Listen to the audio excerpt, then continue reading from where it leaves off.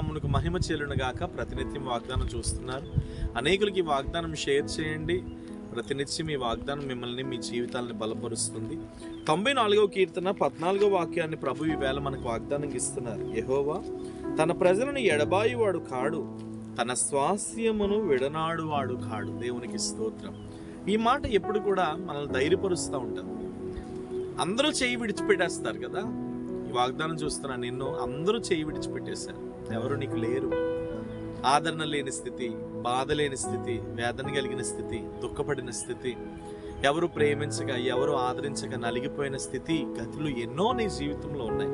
కానీ మనుషుల ప్రేమ అది స్వార్థంతో కూడింది అయినప్పటికీ దేవుని ప్రేమ మాత్రం అది శాశ్వతమైన ప్రేమ. దేవునికి స్తోత్రం. చాలా శాశ్వతమైనది ఆ ప్రేమ. ఆ ప్రేమను బట్టి నిన్ను ప్రేమిస్తూ ఆయన ఏమని చెప్తున్నాడు అంటే, నువ్వు నా బిడ్డవు అంటున్నాడు. ఎవరైనా ఈ రోడ్డు అంటే చాలా మంది వెళ్తుంటారు. ఈ ప్రజలు నా వాళ్ళు అని ఎవరన్నా ధైర్యంగా చెప్పగలరంటారా? చెప్పలేరు. భూమి మీద ఎవరు కూడా తోటి వ్యక్తులను నా ప్రజలు, నా వ్యక్తులను ఎవరు చెప్పలేరు. కానీ ప్రభు ఎప్పుడు కూడా ఎవరి విషయంలో అయినా సరే నా వ్యక్తులు కాదు, నా వారు కాదని ప్రభు ఎవరిని ఎప్పుడు అనలేదు. కానీ ఆయన అన్న మాట ఏంటంటే, నా ప్రజలు, నా ప్రజలు, నా ప్రజలు అన్నాడు. మనం అందరం ఆయన ప్రజలం. ఈరోజు మనం ఈ ఉచితమైన కనికరం పొందాము అని అంటే అది ఆయన ప్రజలం కాబట్టి. ఈ వాగ్దానం చూస్తున్న నీతో అదే చెప్తున్నాను. నీకెవరు ధైర్యం, ఎవరి అండ లేకపోయినా నజరేయుడు అని యేసు అండ, ధైర్యం నీకు ఎప్పుడు ఉంటూనే ఉంటుంది. నా ప్రజలు అని ప్రభు అంటున్నాడు కాబట్టి తప్పనిసరిగా ఆయన నీ జీవితంలో ఒక ఉన్నతమైన కార్యము చేయబోతున్నాడు. కాబట్టి ధైర్యం తెచ్చుకో. నువ్వెవరి సొత్తు కాదు, నువ్వెవరి స్వాస్యము కాదు. నిన్నెప్పుడు దేవుడు చేయి విడిచిపెట్టడు. తన స్వాస్యమైన నీతో ప్రభు చెప్తున్నటువంటి మాట ఏంటంటే, నిన్ను విడిచిపెట్టనని చెప్తున్నాడు, విడువనంటున్నాడు, ఎడబాయనంటున్నాడు. స్వాస్యం అనగా సొంతం అని అర్థం. కాబట్టి నువ్వు నీ జీవితంలో నువ్వెవరికి సొంతం అని అనుకోకపోయినా యేసు ప్రభువుకు మాత్రం నువ్వు ఎప్పుడు సొంతమై ఉన్నావు. Praise the lord. యేసు ప్రభువుకు మాత్రం నువ్వు ఎప్పుడు సొంతం. యేసు ప్రభువుకు మాత్రం నువ్వు ఎప్పుడు ఇష్టం ఆయనకి.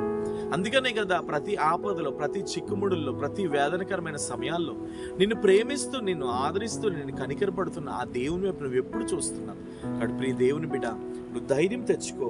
తగిన శక్తిని దేవుడు నీకు అనుగ్రహించబోతున్నాడు. నేను అనేకులకు ఆశీర్వాదకరంగా రాబోయే దినములలో మార్చబోతున్నాడు. వాడు ధైర్యం తెచ్చుకో. ప్రభు కృప నీతో ఉన్నది, ప్రభు ధైర్యం నీతో ఉన్నది. ఆయన ఎప్పుడు తన ప్రజలను ఎడబాయువాడు కాడు, తన స్వాస్యమును విడనాడువాడు కాడు. ప్రభువా స్తోత్రం. నీ పిల్లల్ని నువ్వు విడవనంటున్నావు, నీ పిల్లల్ని నువ్వు ఎడబాయనంటున్నావు, నీ పిల్లల చేతులు నువ్వు విడిచిపెట్టనంటున్నావు. ప్రభువా, నువ్వు ఇస్తున్న వాగ్దానంకే స్తోత్రములు. ఇప్పుడే ప్రభువా, ఈ వాగ్దానం చూస్తున్న వారి మీద పరిపూర్ణమైన నీ సన్నిధి దిగివచ్చి ఎవరిని ప్రభువా మీరు చేయి వదలొద్దని ప్రార్థన చేస్తున్నారు. ఎవరు ఎక్కడికి వెళ్ళినా వారి జీవితాల్లో జయమును చూచుదురుగాక. ఎవరు ఎక్కడికి వెళ్ళినా వారి బ్రతుకులలో ఒక ఆశీర్వాదమును చూచుదురుగాక. ఎవరు ఎక్కడికి వెళ్ళినా వారి జీవితంలో ఒక ఉన్నతమైన కృపను పొందుకుందురుగాక. యేసునామము తగిన మహిమను మీరు ఉంచమని ప్రార్థిస్తూ, మీరే తాకమని బలపరచమని, ఈ వాగ్దానం చూస్తున్న వారు మీ సొత్తు కాబట్టి వారు ఎక్కడికి వెళ్ళినా తగిన ధైర్యం నువ్వని ప్రార్థిస్తూ యేసునామమున అడుగుచున్నాను తండ్రి. ఆమేన్. God bless you. దేవుడు నమ్మదగిన వాడు. వాగ్దానం అనేకులకు షేర్ చేయండి. ఎండలు చాలా ఎక్కువగా ఉన్నాయి, బట్ ఏది ఏమైనా ప్రభు కృప మీతో ఉంది. ధైర్యం తెచ్చుకోండి. God bless you. ప్లీజ్.